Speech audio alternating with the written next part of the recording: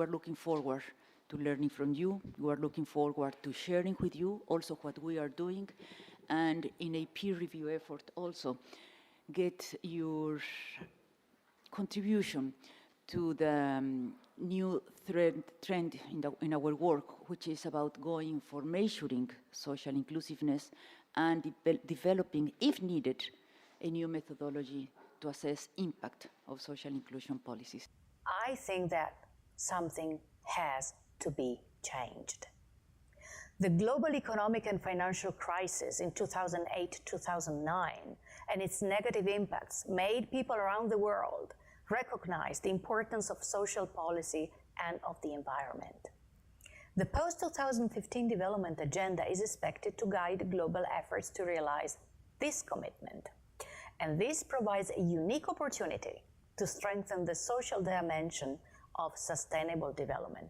Pourquoi c'est important de mesurer l'inclusion sociale? C'est important pour chacun des pays pour évaluer sa propre position, ses propres performances par rapport à un ensemble de critères explicites. C'est important au niveau dynamique pour voir l'évolution de la situation et si on se rapproche de l'objectif de lutte contre la pauvreté et l'exclusion sociale. Et c'est enfin important au niveau de l'évaluation des politiques et de la comparaison de leurs performances dans la poursuite de cet objectif. It's not about economy. It's really not about nations either. It's about people. It's about the civil, the perception of the people living in all these countries. First of all, it's an issue of democracy. Nothing for the people without the people. I'm sure you all know this. Second, it's a question of accuracy. How, without a proper needs assessment with the people who are actually experiencing this situation on the ground, how can we formulate solutions? How can we begin to understand what's going on if we don't talk to the people themselves? And if you speak to indigenous peoples and you also speak to poor people, you find that in many ways, yes, of course, income is a priority, but other elements of poverty are a huge priority as well. For instance, not being able to control their own fate, to not be able to have a role in deciding how their lives progress.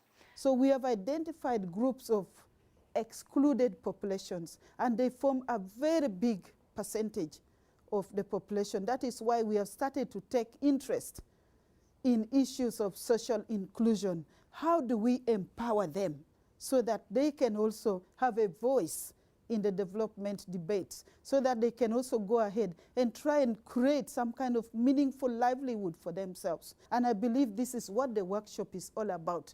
Not just to address, but also to monitor and evaluate how some programs which are already in place on social inclusion are really doing. Are they succeeding? Are they failing? If they're succeeding, what can we learn from it? If they're failing, what can we learn from it? And also to hold stakeholders accountable. I think it's absolutely essential that when you're measuring the situation of people in poverty, that you also try to implicate or get these people involved in the process of defining the indicators. And actually some quite innovative things have been happening on that. For instance, I remember a project where you got 50-50 a committee which composition was 50-50 academics and people living in poverty. In some regions, you have better access to data. For example, I work on Latin America. We were able to get data that looked at access to secondary education, access to housing, access to formal jobs, and access to things like healthcare by race and by gender. But those sorts of data are not available for other regions. So I think it's important first to define the concept, develop some sort of common consensus around the concept, and then figure out ways. In some regions you won't be able to get data, but I think you need to remain true and valid to that concept, even if you can't fill in all the data. But I think it's very important to try to understand, even if we aren't going to measure it, that this is a multi-dimensional concept that includes notions of both social services, lack of discrimination, and democracy, or some sort of political system that allows for greater participation. Maybe not democracy with votes, but some sort of political system that allows for greater voice.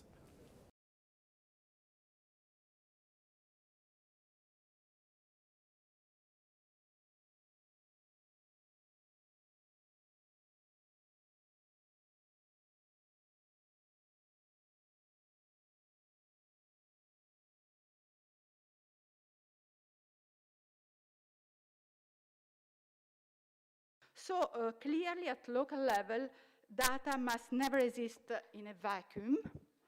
A context is needed.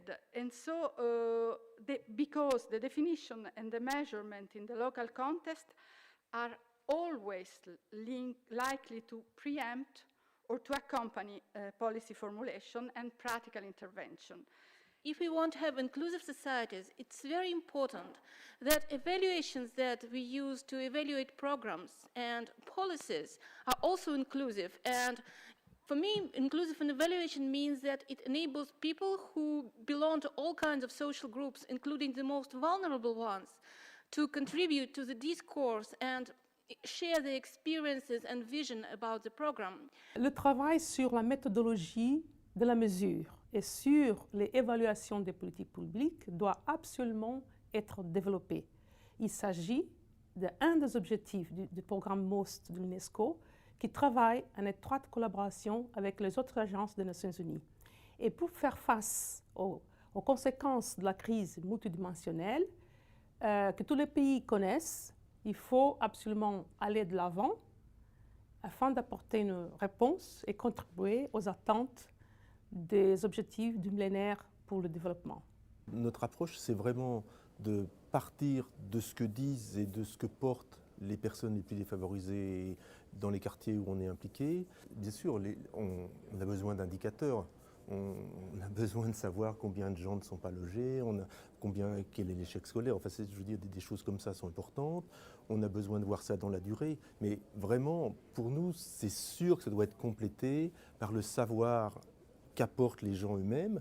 Les gens ont un savoir à cause de leur expérience, payé chèrement. Nous, ce qu'on souhaiterait, c'est que l'UNESCO prenne mieux en compte le savoir des personnes qui vivent dans la pauvreté et arrive à montrer que ce savoir est complémentaire du savoir des universitaires. Et l'UNESCO, qui est le lieu de la culture, on devrait pouvoir arriver à faire ce croisement ici. It's generally known that social inclusion has several dimensions. So it tackles a lot of issues. It includes a lot of issues such as education, poverty, unemployment, especially youth unemployment, which is very important in the Arab region. So I don't think there is a common indicator for social inclusion because every country or every context has different priorities. But what we need is a general framework to build measures at each national level. Les données statistiques sont très importantes pour soutenir le plaidoyer et la mobilisation des ressources au titre des projets, programmes et développement pour l'Afrique. C'est donc un des piliers de base et qui dresse en fait le miroir de la réussite d'une politique ou de toute autre action au développement. It's absolutely important to use a mixed methods approach, by which I mean that's an approach in which we collect some data using surveys and we collect other data using qualitative methods like stakeholder interviews, like focus group discussions. We would like that in 2020 there are 20 million less poor people in the European Union.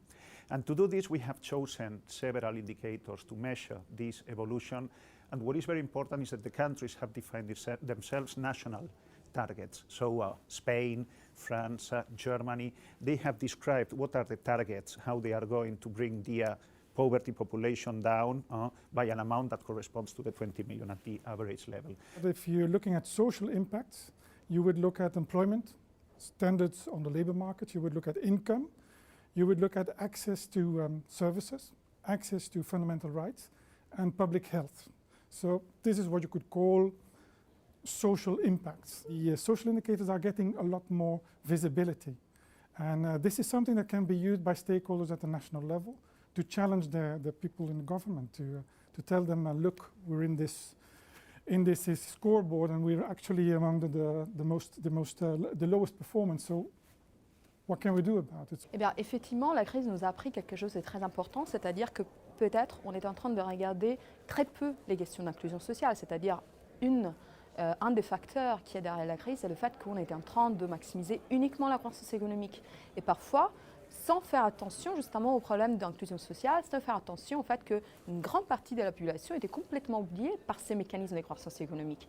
Donc, faire les liens entre les instruments de mesure et les politiques, c'est très clair, ça peut justement fonctionner dans la mesure où vous avez un système statistique qui est multidimensionnel, qui vous donne des informations pas uniquement par rapport à la croissance économique moyenne, aux questions de production qui bien sûr restent des questions centrales, mais aussi quel est le lien entre la production, entre, si vous voulez, l'efficacité des systèmes économiques, et puis quels sont les bénéfices de ces opportunités, enfin quels sont les bénéfices de la croissance économique pour la population. Therefore, it is very important for them to, and for us, to come together and to have this dialogue and to look for synergies for action in order to be able to make proposals that are viable.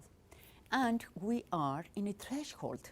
We can provide a different perspective to how to build public policies with an inclusive component.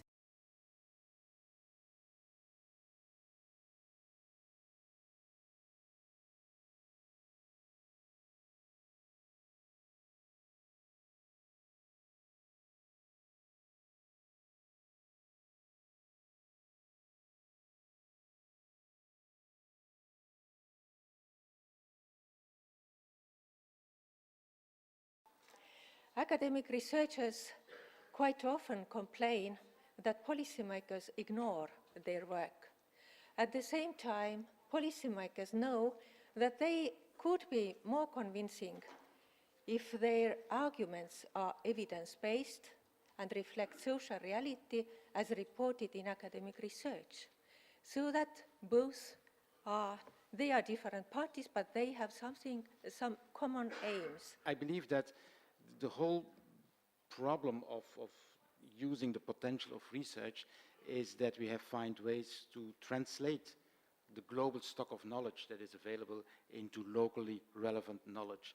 Mais il me semble que dans les sciences sociales, il faut éviter que toutes les recherches puissent être focalisées sur ce qu'on appelle les thèmes prioritaires.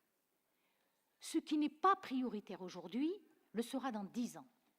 Donc nous avons besoin de zones de recherche qui puissent être financées sans qu'il y ait un lien, comment dirais-je, immédiat par rapport à la solution politique. The thing that I feel is a bit missing is that this is an area of academic study in its own right, research on research use. There's a lot of research on this. We also look very specifically at attitudes and perceptions. And how are they changing? And the basic premise of that is that people act on the basis of how they feel. People know that, exclusion could be around axes of ethnicity, race, place of residence, etc. What we emphasize on is that it's the intersection of these identities that's very important. So nobody is just a woman, because a woman is a very, very heterogeneous group of people. You're a woman, you could be an indigenous woman, you could be an indigenous woman if you're Bolivian, you could be an indigenous Quechua living in a certain area, and it's the multiplied effects of these identities that actually produces the exclusion, which is why interventions probably need to also take into account this multiplication. For me, what is really interesting is that now in the development of regional strategy itself, we include, for instance, civil society. It's not an easy thing to do, because sometimes civil society and the national, the countries, they do have some level of friction, and especially in terms of access to services. We started the program of empowering people, because really social inclusiveness is about empowering people, and it's about participation. And that will bring about equity in my books. Because if people know what they want, people have ownership, okay? And therefore, they would have a stake in making it work. You need to present it to the right people in the most simple terms, not use so many indicators so people are like, okay, what does that mean at the end of the day? And make sure you put in there a cost-effectiveness aspect, because people in the government have limited budgets and limited resources. So you have to make sure that this actually relates to that. Budget, so forth and so on. I really do believe that the MOST program is quite is trying to create a paradigm shift, and it in itself is a paradigm shift, okay? And it is innovative in the sense that it's trying to create that link. So many have tackled that, so many organizations have tackled that link before, but they failed because they come at a point where they don't have the leverage. UNESCO has the leverage. It's refreshing to hear about what's going on in other parts of the world. So this is for me the main value added, and you get to look a bit differently at what's happening in your part of the country. So maybe this is something that could be picked up by UNESCO and try to promote what it's spotting in one part of the world and what's good practice to try to promote it in other parts. As social scientists, we should have a pluralistic approach to our engagements with the various forms of evidence. We should have the skill set and the disposition that enables us to integrate different forms and sources and quality of evidence. It's a broader category of social scientists more generally, then yes, I mean, part of our job should be to anticipate these, certainly the most major crises that we face. And UNESCO, at its best, is about trying to facilitate those kinds of conversations, and it'll be useful for policy to the extent it's able to actually add value to that existing conversation, to the extent that putting these different pieces together actually yields insights that wouldn't have been possible if those groups had just been left by themselves. I think UNESCO's role is important for three ways. In fact, it's fundamental. First is, as an institution dedicated to scientific inquiry and to education, those are important. First, because this is ultimately a question of scientific matter. We need to develop the concept, we need to develop tools to measure it, we need to evaluate it. That's a social science question that UNESCO is uniquely situated to do. The second is the issue of education. The one variable across all the countries that I'm familiar with, Latin America, education, has the greatest explanatory value in understanding the ability of humans to be able to rise above social mobility, which is ultimately the great lubricant, if you will, for social inclusion. And the third is, because of its global nature, I think UNESCO is very well suited. The United Nations, including UNESCO, has got the ability to track the progress of the use of these indicators and the monitors, and also to continuously assist governments and other stakeholders. Of course, we cannot have a global tool that can be used everywhere. It will have to be modified according to the context of the user. For example, if we were to live here with a global tool, let's say a set of indicators, when I go back to Africa, I will have to modify that to suit the particular context of Africa. I believe the same with Latin America, the same with Asia. But just like the MDGs, something that is a global guiding framework on social inclusion will be very useful. If this tool will come from the United Nations, I believe that member states, as part of the United Nations, will pick it up and put it in practice. If you do not think of social inclusion as a bottom line for sustainable development, if you don't think of social inclusion as the bottom line for poverty eradication, if you don't think of social inclusion as the bottom line for constructing and maintaining peace, then we are out of business.